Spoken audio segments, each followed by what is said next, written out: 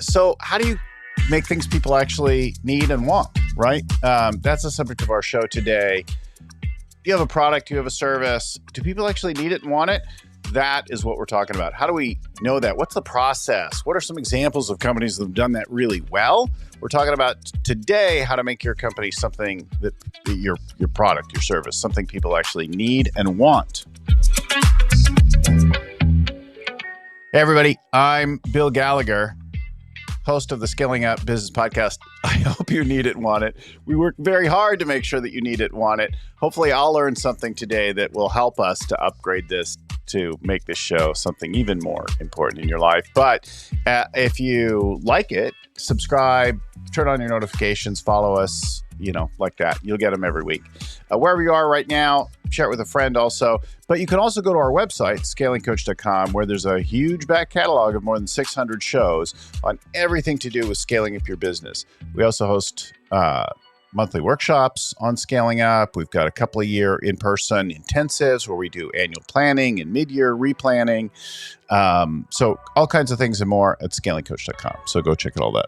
All right, listen, I am joined now by Laurier Mandin. And I hope I said that right. So Laurier, please, let's bring on Laurier for the show. Laurier, welcome to the show. Hey, Bill, super happy to be here. Really excited about this. I've been listening to some of your back episodes, and you've had some fantastic guests, and delighted to be included with those guys. Thank you so much. So for everybody, Laurier is the founder of a company called Graphos Product, but we're particularly talking today about his book, I Need That. And it's subtitled Creating and Marketing Products People Are Compelled to Buy. So how do we do that? Like, that is a really interesting thing. He's got a process, a framework called the Coveted Condition, and he's the host of Product Knowledge, Product Marketing Podcast. So I'm delighted to have you on the show once again. Thank you. Again. Let's get into it. Do you have what's a product that you've bought, not including your own, that you couldn't live out without? Like, what is it about, is there something that you could think of that you just really love that hooked you? I've got a bunch of them, and I'm a fan of tech products. And one of the ones I talk about in the book, I go back to when I was 15 years old, and I got into competitive cycling. And on my bike back then, I had this clunky old analog speedometer, and the thing chewed up my tires. It slowed me down. It created all kinds of problems, and it really made my riding miserable. But I needed metrics. I needed to know what I was doing. And this is in the day before anybody had ever seen a bike computer. So I didn't even know something like this existed. And I was at the point of frustration in my young cycling career, that I was on the verge of giving it all up. And I was looking at other things and starting to get involved in some other sports. And I came across an ad for this product called the Cat-Eye Solar cyclocomputer. And I saw this product, and I saw what it could do, and I saw how it could give me these analytics that I was writing everything down in a notebook and tracking stuff manually and mapping things out and figuring out my distances manually. And I had to get this thing. So I went out and I cut lawns all over my neighborhood every single day until I had enough money to buy that Cat-Eye Solar cyclocomputer. And it literally changed the way I rode. It changed everything I was doing. And so I would use that thing in the summertime, and in the winter I had an add-on to it that let me use it on my the wind trainer device that I used at that time. And that was great, except for the solar batteries didn't stay charged. So I would put them up on a light in the bathroom, and it happened to be a 100-watt bulb, and that melted my Cat-Eye Solar and totally destroyed it. And I saved up all this money. So I went and got a job at a grocery store and got enough money, and I bought another Cat-Eye Solar.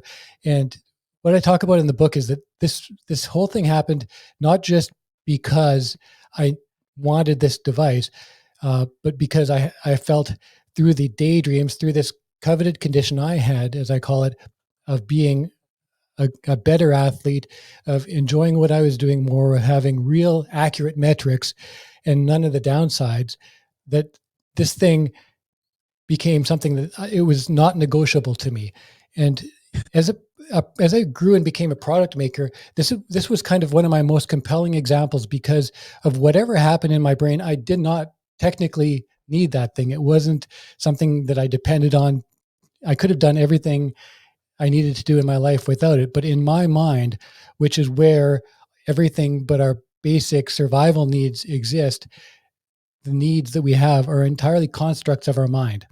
So from reflecting on that and looking at products that I'd worked with, where my customers would come to me and they would say things like, how do we get people to need this thing? They'd often be in this entrepreneurial point of desperation where they feel the world needed this thing. They've put their life savings into it. They've invested all their investors' money, and nobody seems but them and their insiders to feel that product is truly needed. What does it take to make people say, I need that? And so that got me thinking years ago, and I started working on the frameworks that I use today to help not just create a feeling of need, but to understand the root causes and what needs to go on inside of your buyer's mind to make them feel that they need your thing as much as you, the person who created it, believes they do. And you recognize as the product maker that there's a need for this. You're willing to dump years of your life and all your money into making it, and you'd think that the buyer would also feel that way, but that's not the case. It's funny. So I did about 45 triathlons over, and some marathons over about a 11-year period, and I was never that fast or great at them, but I enjoyed them a great deal. And then I also did some century rides and metric and imperial century 100-mile rides, and and then over time I had like 6 different bikes, and then I had the fancy carbon race wheels with the tubular tires that you glue on instead of, and then I started thing, right? Like I have to have a power meter, and in the beginning, like the power meter to measure your output and track that against your heart and your performance and everything was like you had to get it in like the crank or the hub, or like it was a really complicated thing. Then eventually now it's like it's just in the pedal of the pedal spindle on your bike, and it got simpler and simpler and simpler, right? And then your watch or your cycle computer could be just right on there, and it's got GPS and it's got everything GLONASS, like you could have all the different things all feeding it all at once, and it just like keeps getting better. And I always felt like I needed the next best thing right now, and I had the special helmet and the special. Do I need any of that? I'm like in the middle of the pack, sometimes at the back of the pack, right? Like I need any of it. My bike was, I don't know, $6,000 or something like that. It's like you can spend a lot more today on carbon specialized racing bikes and stuff, but all of it is kind of ridiculous, and yet I felt like, I have to have that next thing. I've got to get that. I always found it kind of amusing. You'd have these guys that are 30 pounds overweight, and they're just trying to shave every ounce off of their bike, right? They're going to spend $10,000 to take a pound off that bike. On my bike, yeah. Well, I guess the arrow is worth more than the weight, unless you're doing a lot of hill climbing. But a different kind of cycling. And rotating weight is more important than just static weight, of course. And there's those factors like that. But it is, when you get involved in something, when you become an enthusiast too, that whole level of what you need, it changes entirely. You need pro chef equipment to work in your kitchen, even though you really don't. A really good chef can go into your garbage kitchen and make stuff that you couldn't possibly create. But we get these ideas that it's the stuff we don't have that's holding us back. And sometimes your best meal is that thing that you had lakeside on a backpacking trip that you made with a pocket knife, and nothing cooked in a tin can. Yeah. Yeah. So it's really good. We're right into it. This obsession with things and design and all of that, was it really like the beginning of the cycling, or was there anything about you as like a little kid that you could see was fascinated with product design and obsession over things? Well, I always like to look and figure out how things were made and take them apart. But, Mm. it was I only really got into product marketing accidentally. I went to journalism school and when I was 21, 22 years old, and I came out Mhm. of there and started a magazine with some friends. And from there, that was a really tough business to be in, but I learned that I liked making the ads and I liked writing content and I liked doing that stuff. So I started an agency in the middle of a recession. Um, I got a really good deal on a corner office downtown in my city on the kind of the best corner location in town where I stayed for almost 30 years. And, um, and in that place, I learned on the job other things. I learned how to actually really do marketing, how to make websites and do digital marketing, how to design really great packaging, and all those pieces, and kind of naturally gravitated into physical product land, into creating and finding ways to promote these things. And I think, I don't necessarily know if that went back to loving product when I was younger, but there was something about mechanical and physical things and the impact that they could have on a person, whether that's perceived impact or real impact. And sometimes you don't even know where the line is, as we're talking about, whether it's pro chef equipment or fancy triathlon bikes. Um, it becomes irrelevant to you. You have this sense of need for these things, and you will justify them. You will make sacrifices for them. The barriers are erased when you feel that something is a need and not a want. You know, it's so funny. I like immediately go to all the little things that I have obsessions with, especially around gear and things like that. I have obsessions with things that I feel like I need, and I we had one set of knives when I got married 30 years ago. And then I don't know, 10 years ago, we're like, oh, this is ridiculous. We need a new set of knives. So, 20 years in, we buy another set of knives. And then those are a little bit better. They're not the super chef level knives, but they're definitely an upgrade from the first married knives. And then at some point, a couple of years later, I'm like, these knives are crap. And then I was at a buddy of mine who's kind of a amateur chef, and he's like obsessed over his knives, and he's sharpening them. And I realized, oh, you know what? I need to sharpen my knives. So now I bought a special knife sharpening thing, like so that I could keep them really sharp. And I read their different reviews, and I found the one that would be really good if I wasn't going to use the whole like whetstone proper method of full fetish knife sharpening. And I still don't use that though. That sits up in the cupboard. But as we approach the big roast carving season, then I'm like, okay, maybe I need to get it down and sharpen all the knives like once a year. Doesn't really matter. Knives are a Like, great one. yeah, it's a great. I do a little plug for, I do a daily email newsletter, and just probably last week, I did a post about a knife shop. It's a Japanese fancy knife shop not far from where I live. And what this place does is their kind of job, when you come in the door, it's amazing. They've got all these beautiful things all over the place, but they approach it by educating and training people off the street to become knife aficionados. And it really works. That once they get you in there and you're cutting tomatoes or whatever it is that is hard to slice, they'll teach you how to prepare and how to use knives properly. And it's this indoctrination that turns it's a brilliant way to create a need in somebody, because once you've done that, once you've learned how great these things are, you're pretty good. Cutco knives kind of suck, and you don't want to go back to using those things. You'll always remember that better experience you had. And so, I've got a client that for years, this is one of these guys that had just everything, but I would get him these really beautiful Japanese knives. And, his first response was, oh, those are sharp. And, by the second or third one, it's like, those things are truly amazing. What else do they have? And, just by using these things, you get spoiled.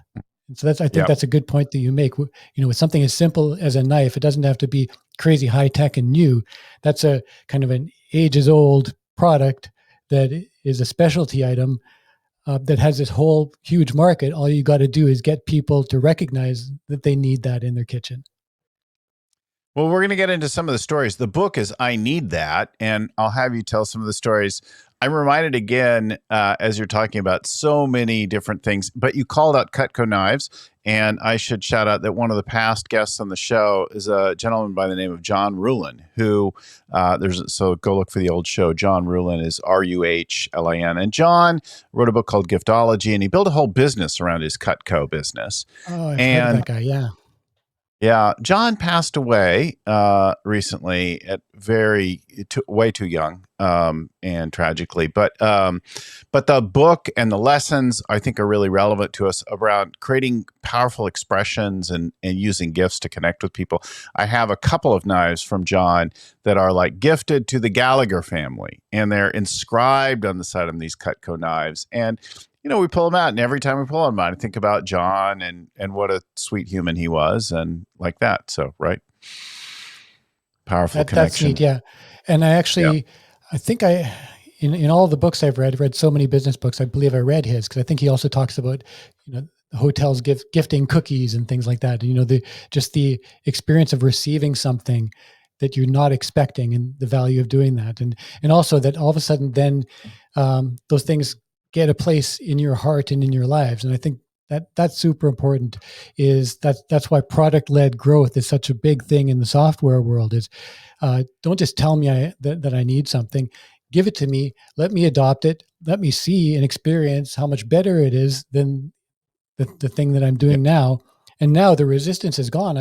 You don't have to tell me how good it is, because I'm a user. I'm that aficionado of that thing. And I talk about the coveted condition, which is it's a long-term desired future state. It's me wanting to be that better cyclist down the road and wanting to be fit all my life, not just in the moment being faster next week at a race, but having this long-term future state that if whatever it is that gets me there is taken away, then that's unbearable to me. So that coveted condition is something that I'm not going to give up for pretty much anything. If I have the ability to get there and to get it back, then I will. And so product-led growth is all about putting somebody into that place of the coveted condition and leaving it unbearable, going back to regular knives unbearable. I think about like this obsession with gadgets and gizmos and the next thing, even if I didn't necessarily need it. As a kid, I had this Texas Instruments handheld calculator that was really cool. And then later I had an HP calculator, and that was cool. Did I use all of it? Not that much, but it was really cool in the work that I did. And then I had very early stages of portable computers that were like lunchbox type and briefcase size and small suitcase, and then eventually laptops and things like that. And then I had the organizers like the Palm Pilot and the Apple Newton. And then I figured out how to connect those to GPRS and other like streaming, so I could start to get email and messaging on them.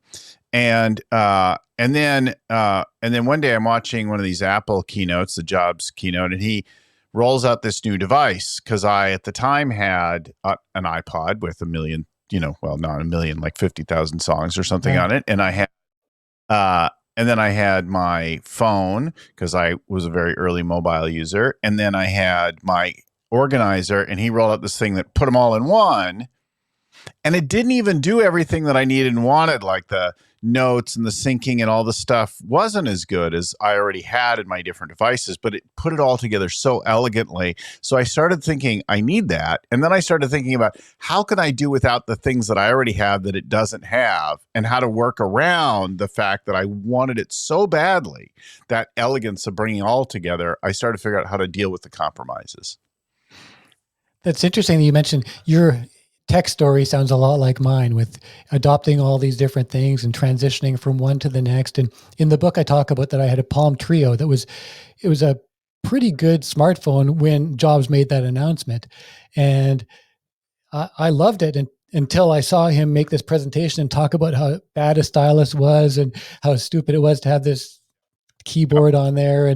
And so there I was sitting on a tile floor with a perfectly good smartphone in my pocket, with hundreds of people waiting to get my iPhone when they rolled out. So it's an amazing thing. I didn't need that, because I had it covered. Trio 650. Yeah. I had the Trio 650 in those days. It was pretty good. It's color screen. It was like, the size of your thumbnail, but yeah, it had a touch screen too. You had to touch pretty hard. You had to gouge it a little bit to get it to work. And that's where you had this inertia scrolling and just the level of advancement, I think. And that's something that I talk about too in the book that's really, really important, is to get to that level of I need that. You can't just make something. People would think that if you make something that's twice as good as whatever that status quo is, that's plenty. You're off to the races. And that's just a huge, huge problem, is that's not nearly as good. There's this thing called the planning fallacy. And that means that, as product makers and as entrepreneurs, we're driven by unrealistic optimism about likely outcomes. We overstate the potential gains and we underestimate the costs and impacts and things, the friction that's going to slow us down. And there's a guy, Harvard Business School economist and professor named John Gorville. He did a study on what the actual resistance is and what the problem is with this planning fallacy on the innovator side. And consumers actually overvalue what they already have, their status quo, to begin with, by at least 3 times. So a factor of 3. They're skeptical about any new products performance that's coming out. They're generally unable to see the need for anything new. They're satisfied with the solution they've got. I think some tech people notwithstanding, and predisposed to see what they already own is anything but the happy status quo. And the product makers on the other side of it are overvaluing their innovation's value to consumers by at least 3 times. They're convinced the innovation is amazing. Everybody's going to see it's amazing. They're predisposed to seeing this clear and obvious need for the product in everybody who sets their eyes on it. And the innovators are deeply dissatisfied. They can't stand, just like me with my old bike analog speedometer, they can't stand the status quo. And so when you have that 3 times skepticism and resistance on the buyer side, and the 3 times over exaggerated view of how good the product is on the innovator side, you end up with 9 times this kind of disparity of 9 times.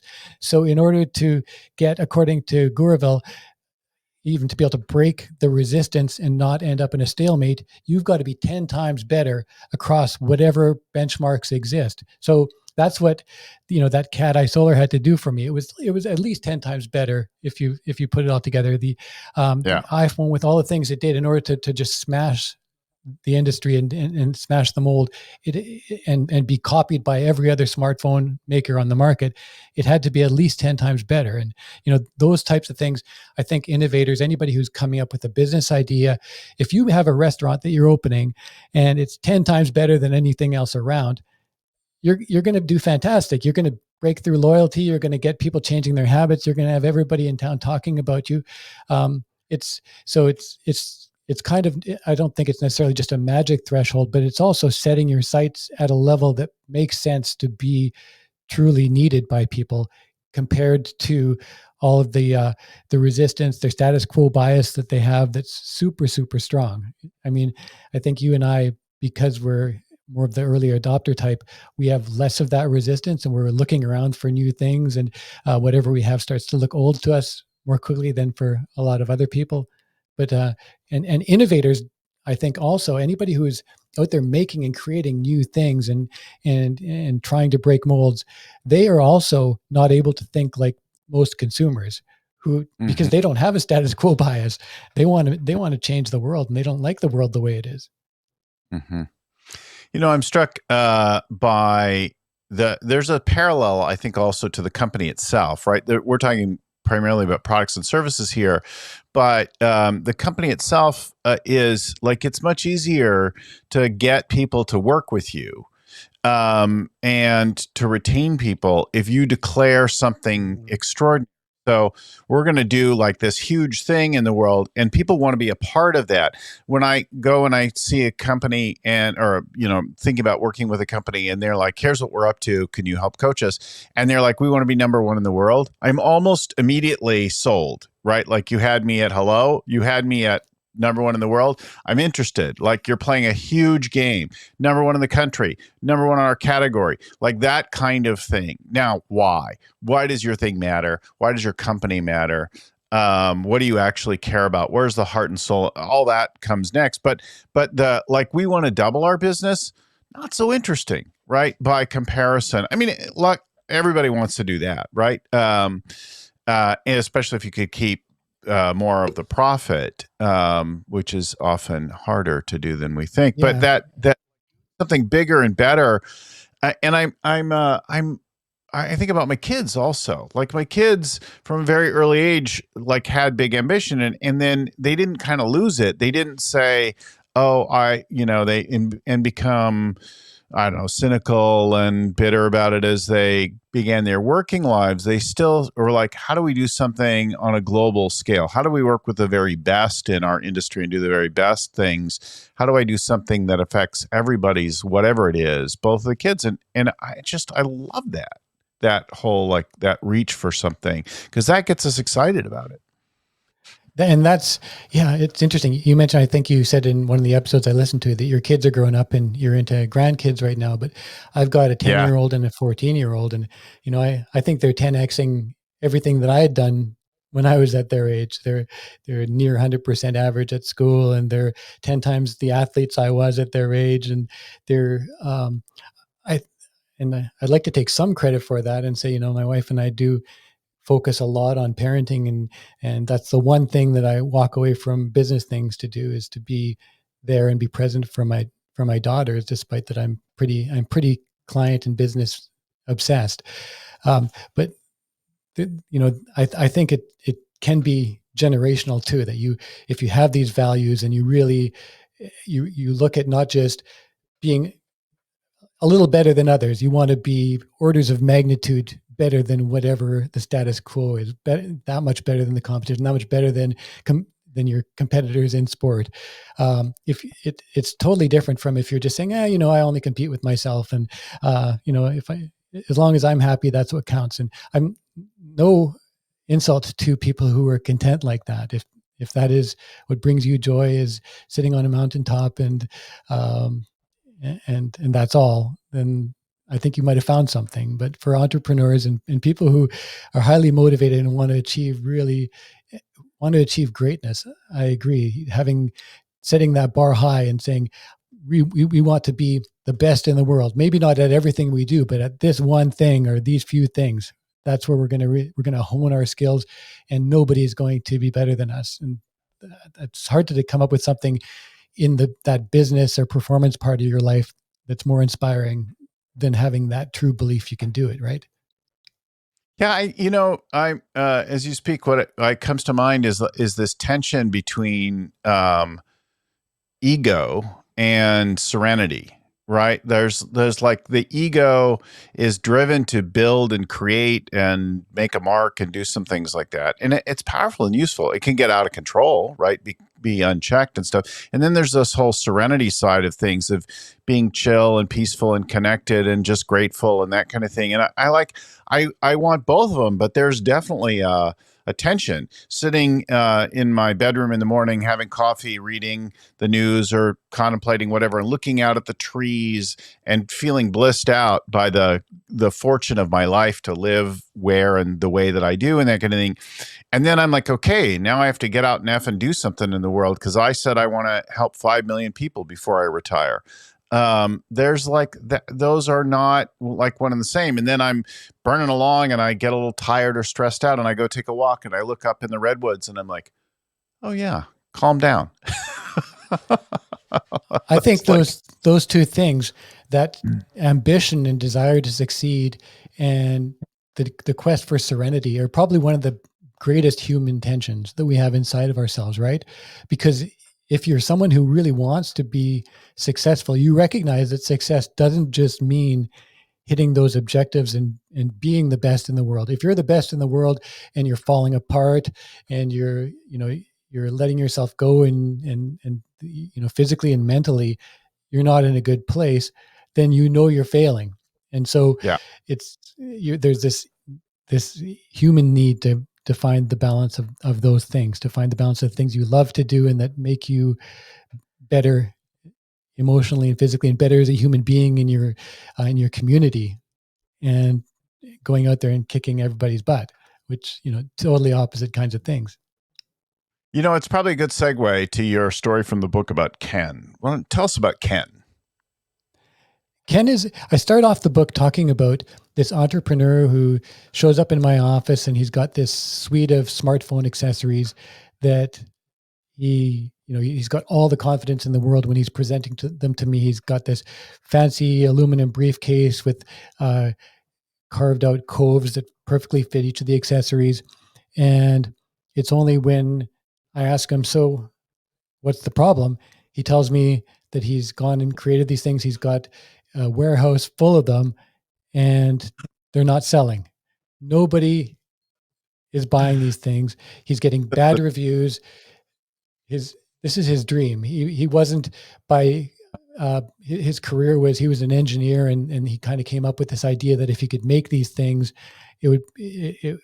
people would buy them. He bounced the idea off of all the experts that he knew, and everybody said, this is $1 billion idea. Go for it. Make this thing, Ken. And most of those people in the end didn't buy them. His own friends and the people who did his product validation work for him wouldn't even buy one. His brother had one and put it and displayed it nicely on his desk, and kind of helped him pitch it to other people. But there he was, feeling everybody lied to him. He'd built this thing, and he asked me the question that I've had more than one person ask me is, how can I make people need this thing? And you can't. It's a really tough answer if you haven't built that into the validation work you did starting out. If you didn't establish that people did need it, you've got a really tough road to hoe to get people to change their habits and to replace the accessories they do have with this suite of things that now they've got to carry around with them and switch between. And you think it's all better because each one of them performs its task much more smoothly, more efficiently than a standalone, but the rest of the world doesn't think that. So Ken's story it wraps together not just the lack of validation problem or lack of understanding of what it takes for someone to recognize that they need something and to overcome that friction of adoption, but he also had something called a fragile dependency. It was right at the time when the phone connections were changing to USB-C, and his was USB, and the charging part of it was being replaced with wireless chargers. So he had all these fragile dependencies that were just smashing on him and working against him. So he was looking at building new adapters for this product that wasn't even selling in order to save it. And so he was just kind of this perfect storm of errors that someone can get themselves into. And he was a guy with a tremendous ego. And here he was humiliated by what this whole experience had done to him. And he kind of became this personality that kind of represented everything that I needed to help people overcome, and as early as possible. And that's why it was the impetus for writing the book, because the book itself is geared not so much at how to take your product that nobody wants and make people want it or need it, but how to do proper validation in the early days, how to establish from people without pitching to them the product, whether or not that is something that has a chance at success, and then how to market it effectively, how to future-proof your business so that you're not just building something for that moment in time where something with this one type of connectivity is going to make you rich, but you've got to have a plan for a long-term vision for what's going to come next.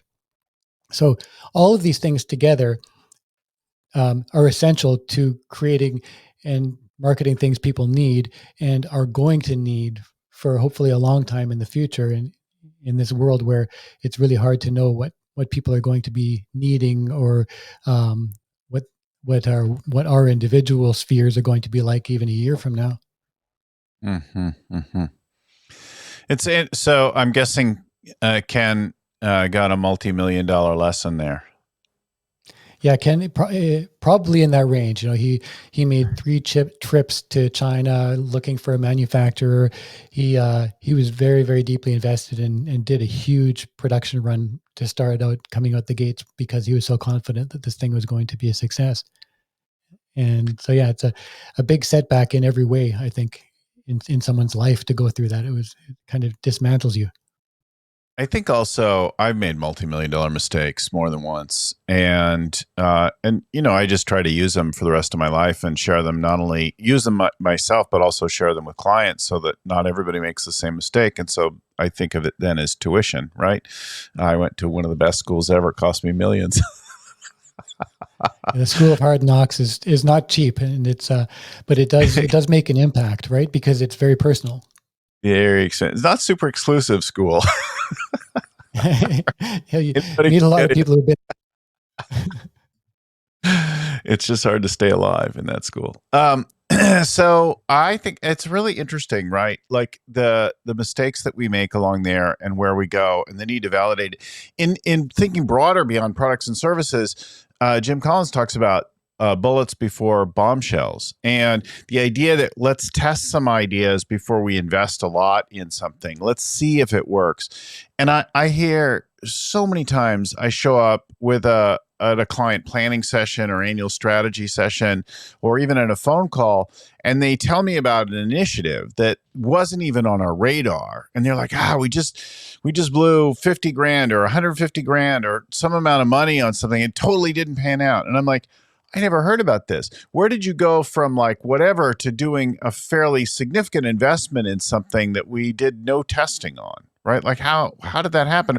Well, it was going to work. This marketing vendor had done it a jillion times before, and it really works. And they've worked with the best companies. And I'm like, I can't tell you how many times I've told you that the easiest way to make $10 in online marketing stuff is to spend $100, and it's guaranteed.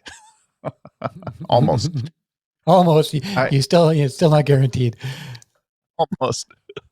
Yeah. And I look, that's true about our products too. I had a meeting. Well, I didn't have a meeting. My team had a meeting at my last company.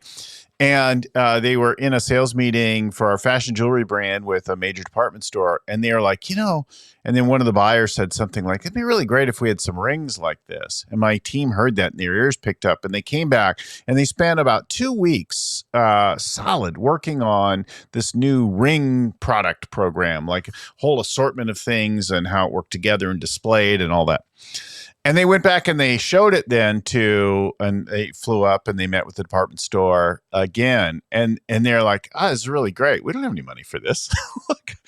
And they had made the mistake of running with like a little moment of inspiration and then putting all their energy. And I got caught up in it too, because I didn't hear it or double check. Like, okay, well, that's interesting. You say like a ring program. Well, where would that go? And when would you do that? Do you have any money for that? And what would be involved? Like they didn't do any of that, like second step validation around the whole thing.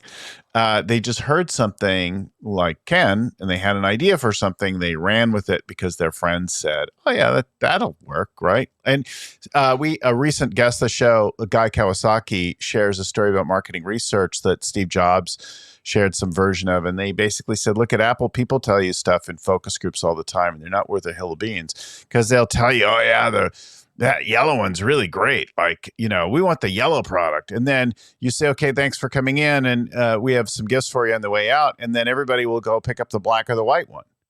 And it's like, so what people tell you. And I remember we did research for the fashion jewelry company once around sustainability and fair trade and all that kind of thing. And then we produced a line of like eco products, and with the assumption that there would be a little bit of premium, and people, nope.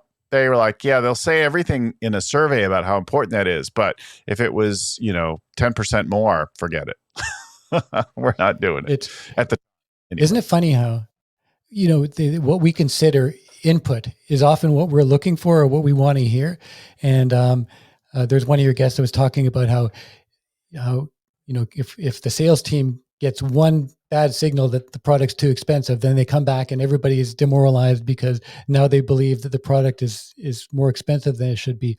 And I've seen the same thing happen with clients. I've got a client that does a luxury pillow, and we were talking with the marketing team, and one of the people said, well, we've got this problem that nobody, I'm trying to remember what it was, but there was a user problem that she said, and we've got to deal with this, and we've got to, talk to production and find out why we have this problem. And I went and looked through the social media feeds, and one person had made a comment about this issue that they were having. But sometimes it's like that's a sample size of one. And now we're all going to spend time and resources trying to fix something that someone has detected. And I think that it's just a human thing, is that, if you're creating a product and you get somebody saying something negative in a review, it could be that other people are having that problem and only this one person has vocalized it, but you've got to do some kind of validation to make sure that that's real, and you're not just being flipped around by something that is an opinion of one. Yeah. We have, in one of our scaling up programs, we have several thousand companies in it around the world. And then we have a variety of coaches and trainers that work in the program. And people will pick up on something and then fix it. And then other people go, oh, yeah, that's a good idea. And they'll all go in and then every now and then somebody says, wait a minute, what problem does this address? Are we really having an issue here? Well, why are we reinventing stuff? But we're all, most of us, entrepreneurs at heart or in our past. And so we just jump on newness, whether or not it's needed.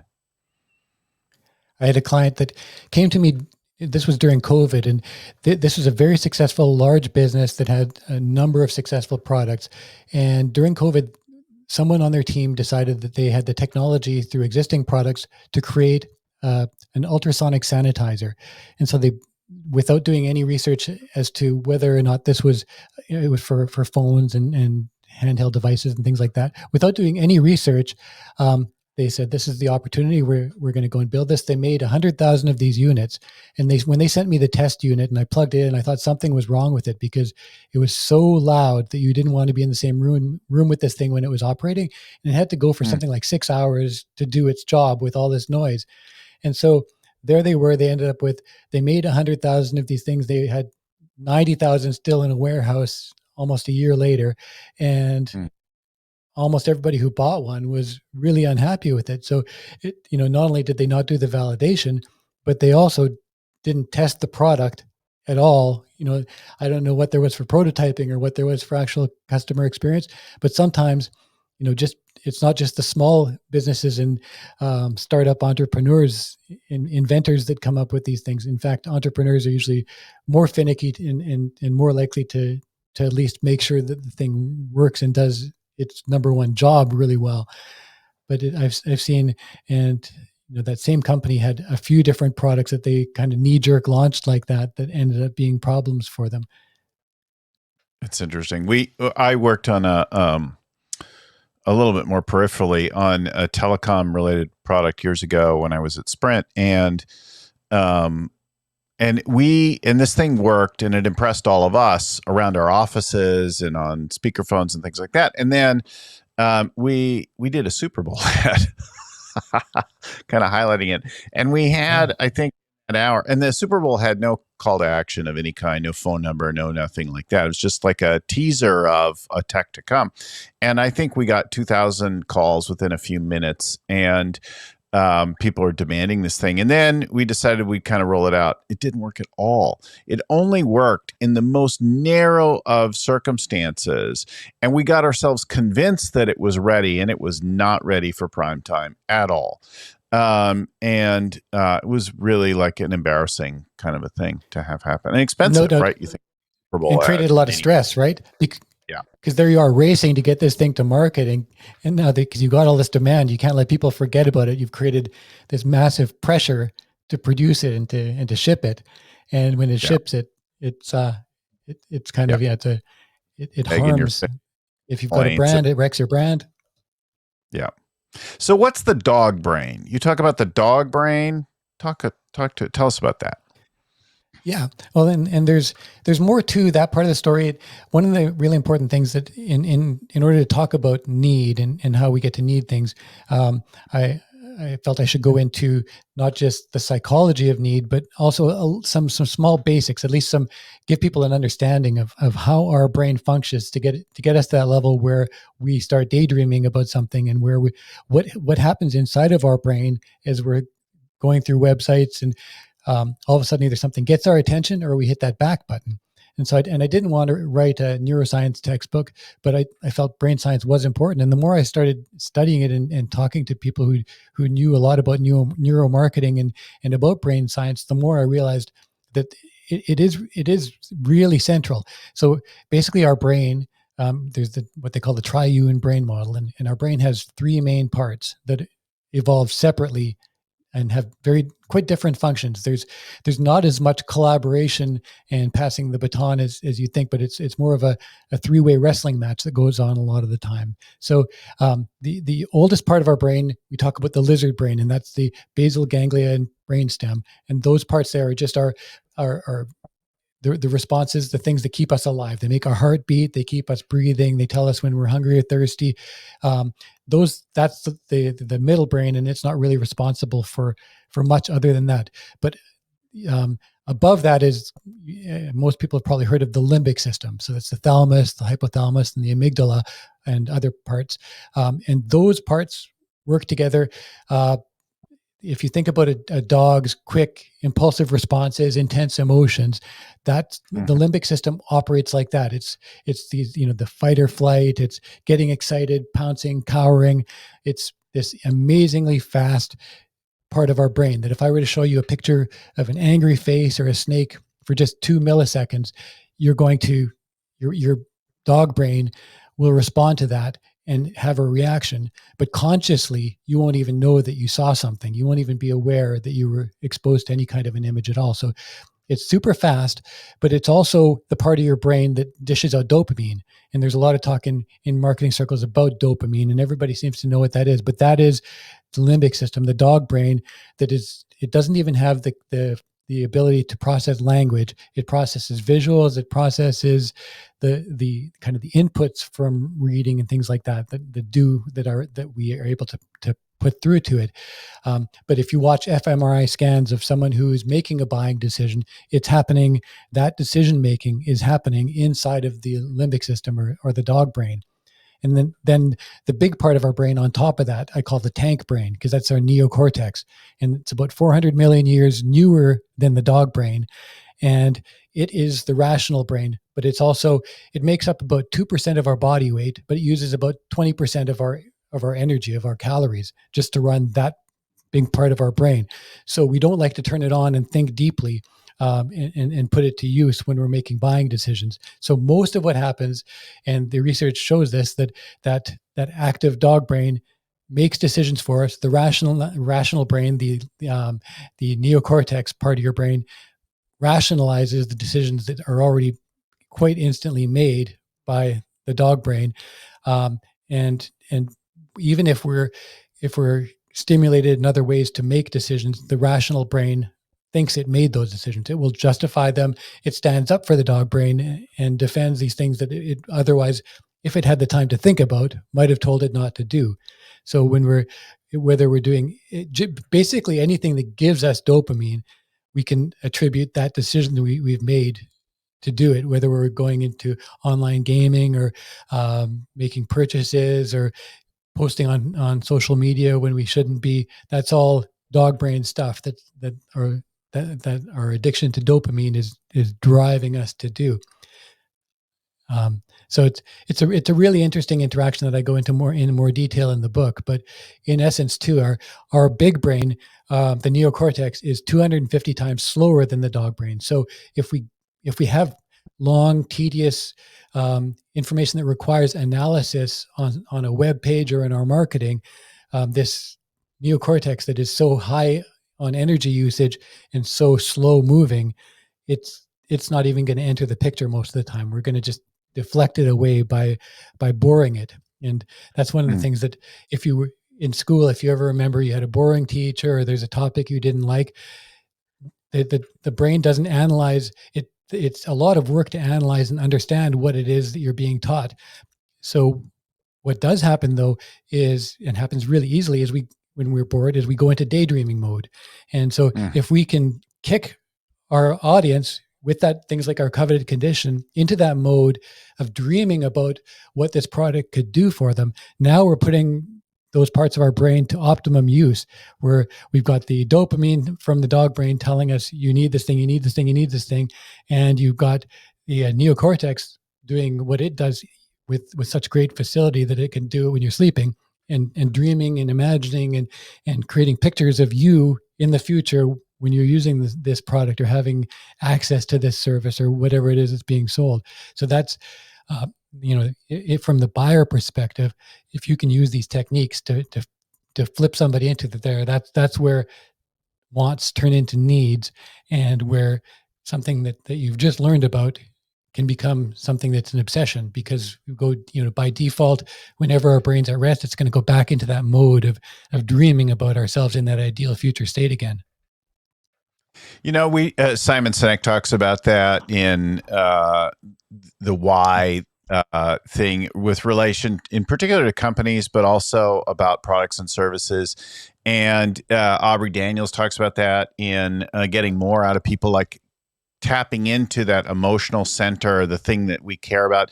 We know from that, like decisions and action are driven in that limbic part of the brain, and then we justify them, we work them out, we coordinate them with that whole upper brain. We figure out what we want. So I figure out what I want. I make a deep decision that's not too conscious, and then I figure out how to pay for it and how to convince my wife I needed that. And justify it later. And that's all the higher brain part. And that's what your rational brain is working on. It's working on the justification part. And, what you're going to say when that credit card bill comes in about that line item on there that's kind of big. How do I afford it? I'm also reminded of, and this is probably, we're getting long in the show, so we should probably wrap here. But when I was young, people smoked a lot more, and the Marlboro Man was a very famous advertising kind of icon, and he sold just through his appearance and the imagery and that kind of thing, this idea of a rugged, independent, strong, masculine figure. Right? I think he was gay, and it turned out he died of cancer, but that's a whole separate conversation later. But people wanted to be the Marlboro Man, but it had nothing to do with, well, if you inhale this carcinogenic substance, it's going to make smoking doesn't get you there. Yeah, you talked about when you grew up, and I think you probably when you went to house parties as a kid, just remember that you could hardly see across the room with all the haze of smoke, and that was from the Marlboro Man and from people's doctors telling you this is. I identify with that. Today, we still do it with beer and other kinds of. I'm that kind of person. I wear those jeans. I wear those boots. We have these. I'm part of that tribe. Yes, and it's positioning yourself as being someone who belongs in that tribe, who fits in that tribe, and kind of shares those aspirations that those like-minded people have in being there. It's a fascinating. Well, that's probably a good place to end it. How do we tap into that with our products and services? That's the work to do. And I think probably people now want to read that book.